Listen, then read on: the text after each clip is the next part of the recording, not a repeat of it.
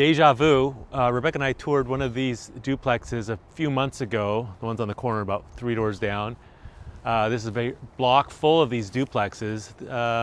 We like it. It's up becoming part of South Tacoma over by the mall. They're built in the 80s. They got a nice townhome design, which people really like, tenants really like. And pretty minimum landscaping. If you don't know what this is a chain for the gutter design to have the water run down here, something different that people are like, what are those chains for?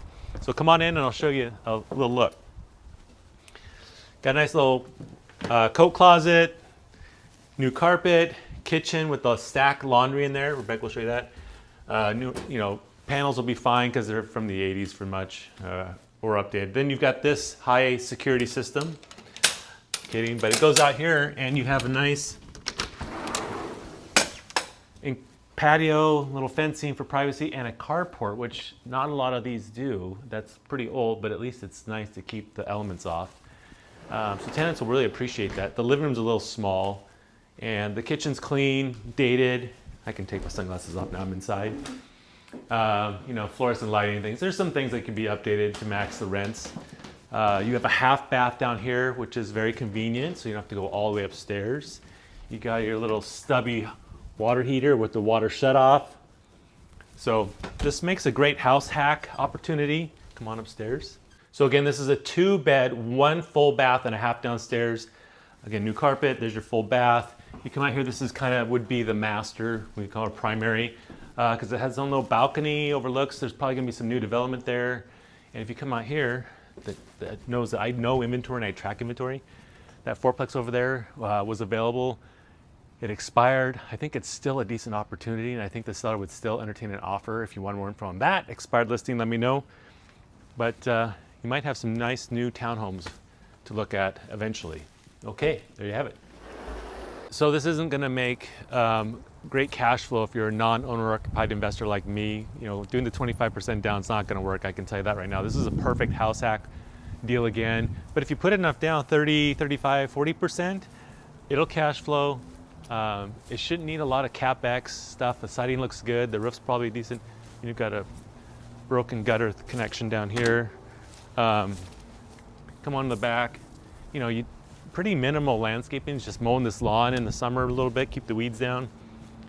And it does need some paint on the deck. So we're looking at some small maintenance things. This is still pretty solid.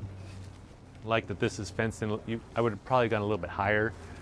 I'll run the numbers for you if you'd like to see, with probably about 30% down. So, $150,000 or so is probably what it might take. But it's not a bad entry-level first investment property for the right buyer. All right, here are the numbers. And again, really, really tough. These are not great deals for non-owner occupied investors like most of us. This is great. These are more great house hacking deals because at 5, 10 with even 25% down, people think that they can still do that around here. You're going to see that it is pretty much going to run you negative at 25%. I'm running 6.5% because that's kind of the ballpark for today's rates. 1650 is a current tenant, so you're kind of stuck with them for immediately until you can bump them up depending on the lease terms. And the vacant unit, I think you could get 1850, but you'd still be on the hook for water, sewer, garbage, right? Which I think you should be billing back. And that's why I add rubs here for potential year 2 pro forma. And I think that's reasonable to charge each unit back $100 on the water, sewer, garbage. So you're actually going to recapture 24 of the 2,800 here for year 2, potentially, right? Got to do a little bit of vacancy, a little bit of maintenance repairs, CapEx replenishment, landscaping is pretty minimal there. Some legal admin stuff, when you process your LLC returns, it's a few $100 and maybe some other admin stuff. So anyway, trying to really get this dialed in. Insurance says it's $1,000, but I bet it's closer to $1,600 if you go to renew it, just the way rates have been going on premiums. So in reality, if you are not going to buy this as a owner occupied house hack deal, you're probably looking more like 35% down to get this thing to cash flow. It's still not great numbers because then we go over to our snapshot here. Well, 1 second, I'll show you. So I look at the DSCR. This is a big number for specifically commercial deals, but we'd like to still highlight it to see what it is. What's our first year 1 potential cash on cash return? not good, right? Even if you put down $178,500 plus your closing cost reserve, you're probably looking at 200 grand to not make hardly anything. So it's a terrible deal at that price, with that much down. And we come down here and we see, look, yeah, your year one cash on cash is less than a point. Maybe you get to 2% or something better by year two.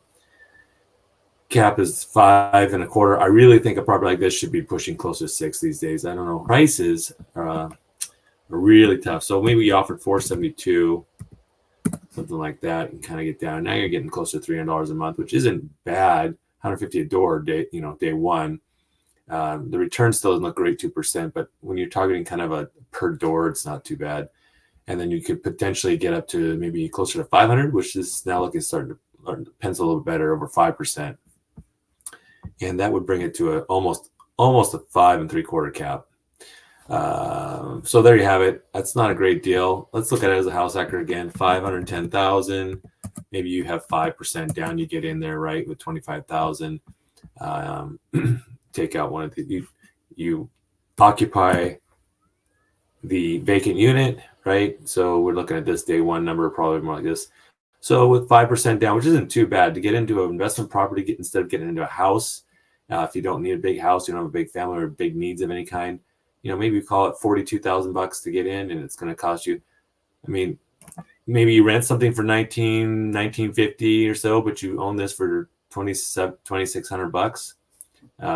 That's not bad in my opinion, but to each his own, right? And it depends on the numbers. It depends what you can afford. So there you have it. I hope that's helpful. That's kind of looking at it real quick from a non-owner occupied investment opportunity, and then a real quick look for a house hack owner occupied buyer. All right. Thanks for watching.